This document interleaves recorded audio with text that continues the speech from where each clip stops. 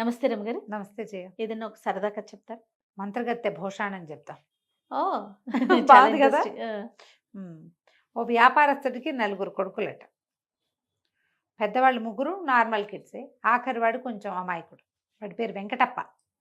అయితే వాడు అమాయకంగా ఉండేసరికి వాడిని వెంగళప్ప అనేవాళ్ళు. వెర్రి వెంగళప్ప అంటాం కదా, అంటాంగా. అట్లా. సరే, ఆయనకి పాపం ఆఖరి పిల్లవాడి మీదే ధ్యాసగా ఉండి బాగా ముద్దుగా జాగ్రత్తగా చూసుకునేవాడు. వాడు ఇంట బయట పనులు అవి చేసేవాడు, కానీ తెలివిగల పని కాదు వాడిది. హ్మ్. అమాయక ప్రాణి వాడు, వెర్రివాడు. కొంతకాలాన్ని మెల్లిగా పెద్దవాళ్ళు అయ్యారు. పెద్ద కొడుకులు ముగ్గురికి పెళ్ళిళ్ళు చేశాడు ఆయన. మామగారు పంచప్రాణాలు చిన్న పిల్లాడి మీదే ఉండటం, వాడేమో వెర్రి విధవగా ఉండటం, పై ముగ్గురు కోడలకి భలే మంటగా ఉండేది. మా ఆయన ఎంత పని చేశాడో, మా ఆయన్ని బాగా చూడ్డు, చిన్నవాడిని బాగా చూస్తున్నాడని ముగ్గురికి అనిపించేది. ఓకే. అయితే ఆయన దాని తర్వాత పిల్లాడిని ఎవరు చూస్తారు, వీడిని బాగా చూసుకునే వాళ్ళు కావాలని ఓ పిల్లనిచ్చి పెళ్లి చేస్తే పెళ్ళాన్ని చూసుకుంటుంది అనుకుంటాడు.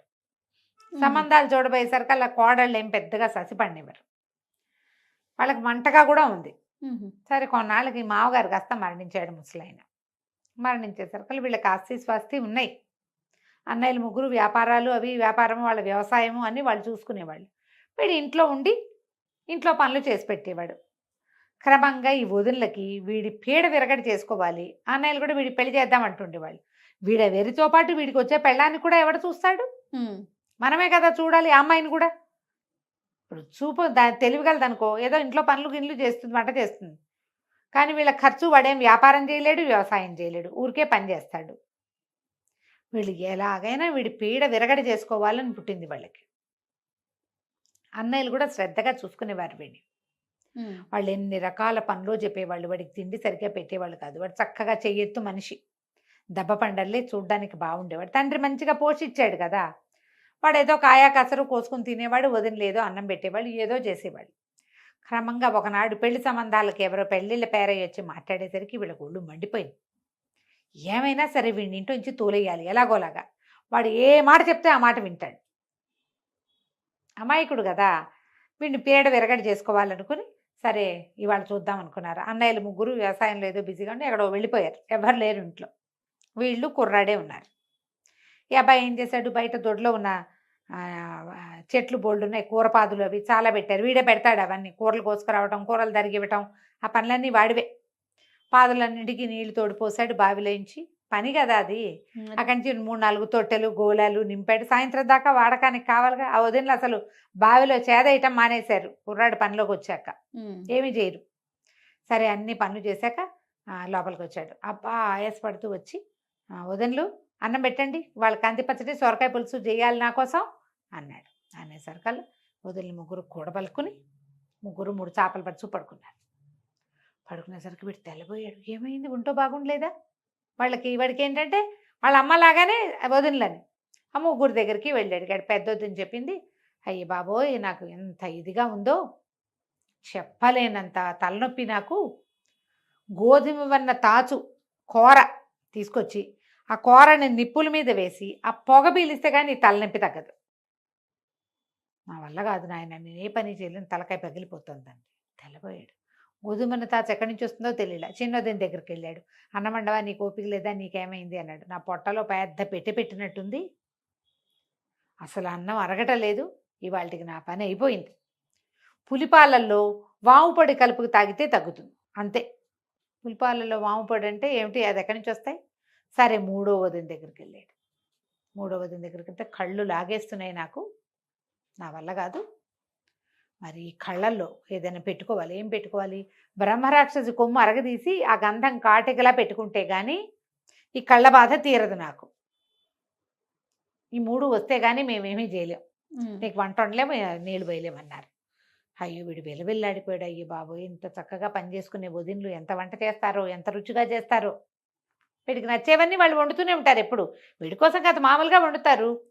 అయ్యో, వీళ్ళ బాధ ఎట్టాగైనా తీర్చాలని, సరే నేను అడవిలోకి వెళ్ళి ఈ 3 పట్టుకొస్తా, వైద్యం చేసుకున్నాక అప్పుడే వంట చేసుకుందాం మనం కలిసి.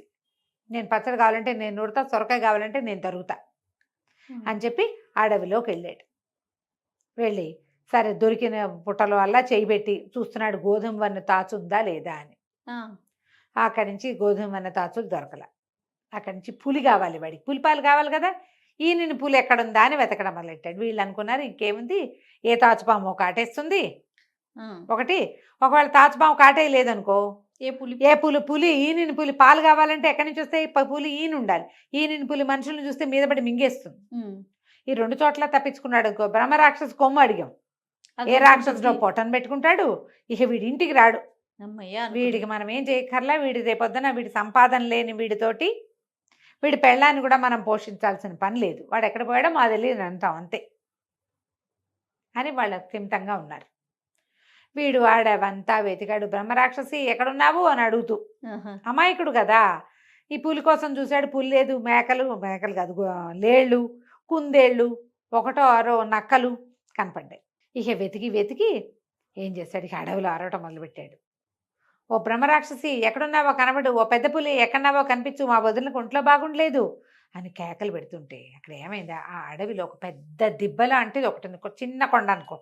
ఆ దిబ్బ మీద ఒక మంత్రాల మరిడెమ్మ ఒక ఆవిడ తన కూతురుతో పాటు అక్కడ ఉంటుంది. పైన ఒక పెద్ద పాక వేసుకుని బోల్డ్ అన్ని మాయమంత్రపు సామాన్లు ఉన్నాయి ఆ ఇంటి నిండా. ఆ పాకలో పడుకుంది. ఆవిడ ఊర్లో నుంచి బిజీగా ఉంటుంది అనమాట. ఆవిడకు స్వర్ణమంజరి అని ఒక కూతురు ఉంది. హుహు. మంత్రాలు మారేడమ్మకి. ఎవరో అరుస్తున్నారు ఈ రాత్రి వేళ, ఇంత భయం లేకుండా ఎవడ్రా అరుస్తున్నాడని ఈవిడ బయటకు వచ్చింది. బయటకు వస్తే చక్కగా పచ్చగా ఇంత ఎత్తునున్నాడు. వీడు కేకలు పెడుతున్నాడు. కేకలు పెడుతుంటే అడిగింది, ఎవర్రా అల్లుడు నువ్వు, ఏమిటి భయం లేకుండా ఇంత దూరం వచ్చావు, ఎవరు నువ్వు, ఇందుకీ అర్ధరాత్రి వేళ అరుస్తున్నావు అంది. అనేసరికల్లా వీడు అల్లుడు అంటే అత్త అనాలి వాళ్ళని. నేనేనత్త వెంకటప్పని, మా వదిన వాళ్ళకి అస్సలు ఉంటో బాగుండలేదు, 3 వస్తువులు కావాలి, పొద్దున 10 గంటల నుంచి వెతుకుతున్నాను, దొరికితే బట్టు, హ్మ్. ఎక్కడైనా ఓ గోధుమ వన్న తాచు, ఓ ఈనిన పులి, ఓ బ్రహ్మరాక్షసి ఉంటే చెప్పు. హ్మ్. మరి వాటితో ఏం చేస్తావురా పిచ్చి వెధవా నువ్వని. వాటితో ఏమైంది, గోధుమ వన్న తాచేమో తాచు కూర కావాలి మా పెద్దొదినకి, పులి పాలు కావాలి చిన్నదినకి, చిన్నదినికి. బ్రహ్మరాక్షసి కొమ్ము కావాలి మూడో వదినకి. ఆ వైద్యం చెప్తే వాళ్ళు బతకరమ్మా, చాలా తలనొప్పితో బాధపడుతున్నారు, వంట తంట లేదు ఇంట్లో, మా అన్నయ్యలకి భోజనం ఎట్లా, నాకు ఆహారం ఎట్లా, మా ఇల్లు నడవద్దా, అందుకని వచ్చానంటే సరే ఏమేం ప్రయత్నం చేసామంది. ఒక 6-7 పాములు పట్టుకున్నాను, గోధుమని తాచు దొరకలేదు, వాటిని వదిలేసా, వాటి కోసం వెతుకుతున్నానంటే ఈ మరిడమ్మంది ఊరిని అనేసి, అమ్మో నువ్వు ఎంత గట్టివాడివిరా, భయం లేదు తెంపరి, హ్మ్. అంతే కదా, పుట్టు అంతేగా. తెంపరి వాడికి భయం లేకపోవటమే హ్మ్. తెంపరితనానికి ఇదేమిటి, భయం లేకపోవటం, భయం హ్మ్. తెలియదు వాడికి. అక్కడి నుంచి అంది, మన దగ్గరే ఉన్నాయిరా హ్మ్. అనేసరికల్లా అని, సరే ఎప్పుడు అన్నం తిన్నావు, ఎప్పుడో తిన్నాను, అందుకే ఆకలికే కేకలు పెడుతున్నాను, పొద్దున్న తిన్న చద్దన్నమే వేడన్నం తినలేదు అంటే, సరే కూర్చో అని లోపలికి వెళ్ళి ఏం చేసింది, 4 రొట్టెలు ఓ అంత కూర పట్టుకొచ్చి ఓ పళ్ళెంలో పెట్టి పట్టుకొచ్చింది. పెట్టి చక్కగా కూర్చుని తిని అన్నాడు, అబ్బా ఊరికోడి కంటే నాటుకోడే మంచి రుచెత్త, కోడికూర ఎంత రుచిగా ఉంది, రొట్టెలతో మహాబాగుంది అన్నాడు. అనేసరికల్లా ఆవిడ నవ్వింది, కోడికూర కాదురా పుట్టగొడుగుల కూర ఇది, నా కూతురు స్వర్ణమంజరి రతిలోక సౌందర్యవతి, హ్మ్. వంట కూడా అద్వితీయంగా చేస్తుంది, అది వండింది పుట్టగొడుగుల కూరను కూడా కోడికూరలాగా అనిపింపజేస్తుంది. సరే నువ్వు ఇక్కడ పడుకో, తెల్లవారేసరికి నీకు కావాల్సినవి నేను ఇస్తా, పట్టుకెళ్తుగా నేను అప్పచెప్తాను నీకు అవన్నీ అని చెప్పి వీడిని ఆ బయటే ఒక మంచం వేసి పడుకోబెట్టి. చుట్టూతా గిరిగీసి, హ్మ్. గిరిలో ఇట్లా మంటలు వచ్చినాయి, వాడు ఉలికిపడ్డాడు, ఇంత మంట వస్తుంది అని. ఏం భయం లేదురా, బయట అడవిలో పడుకుంటే, అడవి కదా ఇది, జంతువులు వచ్చేస్తాయి, అందుకని జంతువులు రాకుండా ఇది అడ్డం పడుతుంది, పడుకోమని లోపలికి వెళ్ళింది.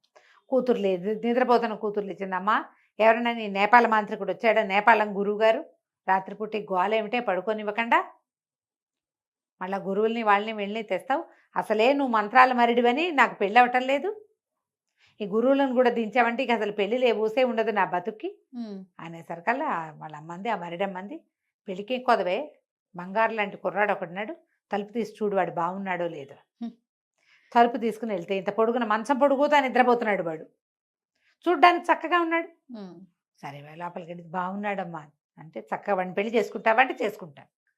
వాడు అంత తెలివిగలవాడు కాదు, ఆ తెలివిగలవాడిని తను చేయగలదు, ఈ పిల్ల మహాపిచ్చ తెలివిగలది, తల్లి మంత్రాలు మరడం అవటంతో ఆ పిల్లకి పెళ్ళి అవటల్లా. ఓహో.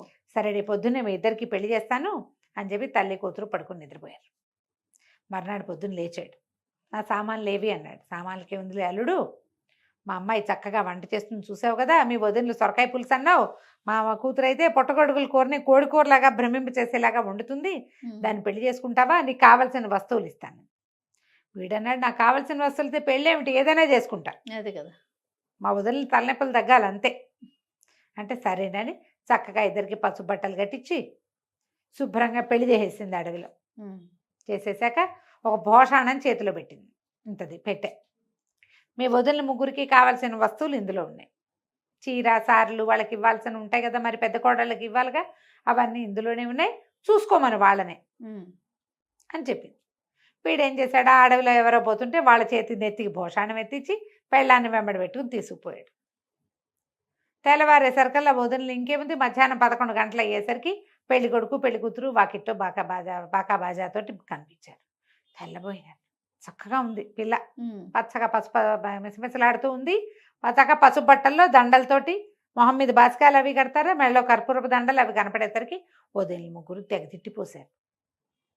అవేవో వస్తువులు తెమ్మంటే పెళ్లి చేసుకొస్తావా, నీకున్న దాంతో పాటు దీన్ని కూడా మొయ్యాలా, దేన్ని మోయటానికి మా దగ్గర ఎక్కడవి డబ్బులు అని అరిచేసరికల్లా, కాదు కాదు బోళ్ళు కట్నం కానుక ఇచ్చింది మా అత్తగారు, అత్త ఇచ్చింది, తర్వాత ఏమో మీకు కావాల్సిన వస్తువులు కూడా ఇందులో ఉన్నాయి, ఈ భోషాణంలో ఉన్నాయని వెనకాల మనిషి పాటు మోసుకొచ్చాడుగా, ఆ భోషాణాన్ని గదిలో పెట్టించాడు. వాడికి ఏం చెప్పింది ఆవిడ, వాళ్ళని తెరిచి చూసుకోమను అంది.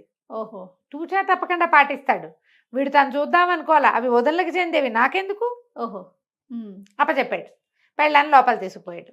పెద్దదన గారు వచ్చింది, తలుపు తీయగానే బుస్సుమంటూ ఇంత పెద్ద గోధుమనే తాత వచ్చింది లోపల నుంచి బయటికి, హడిలిపోయింది. అమ్మ బాబోయ్ ఇంకేమైనా ఉందా అని తలుపేసి, ఉండండిరా హారతిస్తాను, అప్పుడే ఇంట్లోకి వచ్చేసారు అని గుమ్మంలో నిలబెట్టి హారతి ఇవ్వటం మొదలెట్టి. రెండో కోళ్ళు, అయ్య బాబోయ్ దీనికి ఏదో మండ్లు మాణిక్యాలు దొరికేసినాయి, అందుకే హారతిస్తుంది, మనం చూద్దామని పరిగెత్తుకుంటూ రెండో కోడలు వచ్చి తలుపు తీస్తాయి. అందులోంచి అప్పుడే ఇది ఇట్లా మొహం వేళ్లాడిపోతున్నాం, పెద్ద పూలు ఒకటి దూకపోయింది మీద. అమ్మో, అయ్య బాబోయ్ ఎంత వేసేసి లోపలికి వెళ్ళి అక్షంతలు పుచ్చుకొచ్చింది మరిది మీద వేయటానికి. మూడో కోడలు వెళ్ళింది లోపలికి.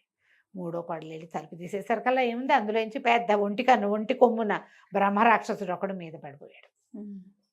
ఆ పెట్టి శాశ్వతంగా వీళ్ళ నట్టింట్లో ఉండిపోయింది. ఇప్పుడు ఏం చేస్తారు, వాడిని ఏదైనా అంటే ఈ పెట్టిలోంచి ఏమొస్తాయో తెలియదు. నిశ్శబ్దంగా ఊరుకుని దిగదొడిచిపోసి హారతులు ఇచ్చి అక్షింతలేసి కొత్త పెళ్లి కూతురికి ఇంకో గది ఏర్పాటు చేసి లక్షణంగా లోపల తీసుకుపోయారు. ఇక అప్పటి నుంచి వెంగళప్పని వాళ్ళ ఆవిడ హ్యాండిల్ చేసుకుంది, చక్కగా ఇంట్లో వంట తంటా చేసేది. ఆ పిల్లకి అన్ని తెలివితేటలు ఉన్నాయి కాబట్టి వారిని వీరిని పిలిచి మా వాటా మాకు ఇస్తే మేము మా వ్యవసాయం మేము చేసుకుంటాము ఓహో అని చెప్పి వాటా కూడా పుచ్చుకుంది. వాడు అందంగా ఉన్నాడు, దానికి పెళ్ళే కాని పరిస్థితి దాంది. వాళ్ళ అమ్మ మంత్రాలు మరిడి ఉంటుంది, వీడికి మరిడికి మామూలు వాళ్ళకి తేడా తెలియదు. అది వాళ్ళ ఇంటి పుట్టింటికి వెళ్ళే ప్రసక్తి లేదు, ఎప్పుడైనా వాళ్ళ అమ్మాయి వస్తుంది, హాయిగా ఉన్నాడు.